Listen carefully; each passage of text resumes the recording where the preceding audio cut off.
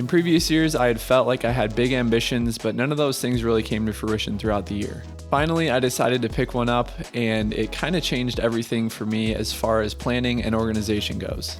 I finally felt so much more on top of the things that I needed to do and the goals that I wanted to hit. Plus, these bad boys become family heirlooms down the road.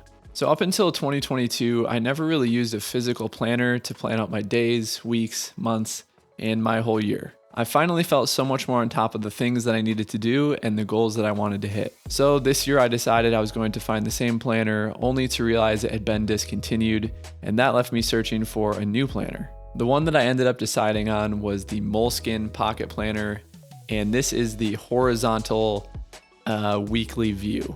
I'll probably go into more detail in another video about how I plan out my weeks, but typically I start by doing this on a Sunday afternoon.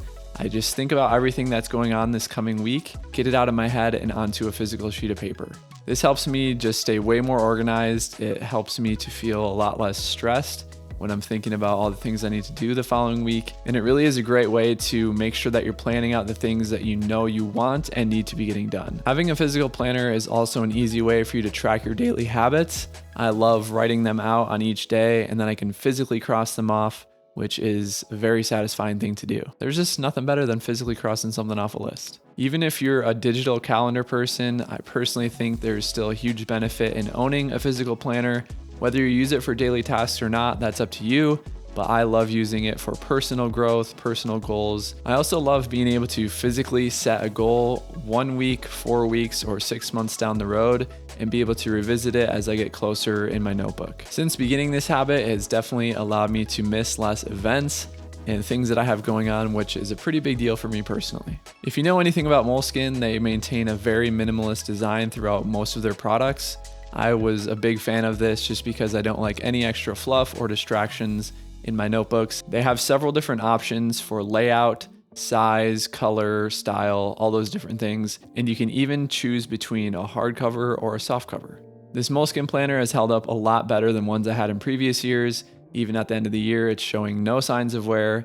The pages are nice and thick so they don't bleed through with pen, and they're not easy to rip. One kind of small thing that I do love about these notebooks in particular is that they have the week number written at the top of the page. This might seem like a small thing, but I'm someone who creates weekly newsletters and YouTube videos now, so this is an easy way for me to keep on track with what week I'm creating. I also love this feature because you can refer to how far into the year you are just by simply looking at the top of the page, so you can see that you're on week 26 and you're halfway through the year. Personally, I'm a huge fan of the pocket-sized notebooks. They're easy to carry around, whether it's in your pocket, your backpack, or just throwing it in your car. And I find that they hold plenty of information when I write down my weeks and days. I will put a link down below for the planner that I personally love, along with some other Moleskine options.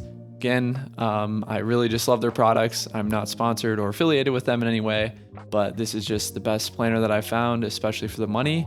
And I think it's a great way to get organized for the year ahead. And this is just one more way to stay off screens all the time so you don't always have to be checking your phone or computer throughout the day. Plus, these bad boys become family heirlooms down the road. Hopefully this video helps in choosing your planner for this coming year. Let me know if you're a physical or digital planner in the comments down below. Thanks for watching. Appreciate you guys. My name is Eric. We'll see you in the next video.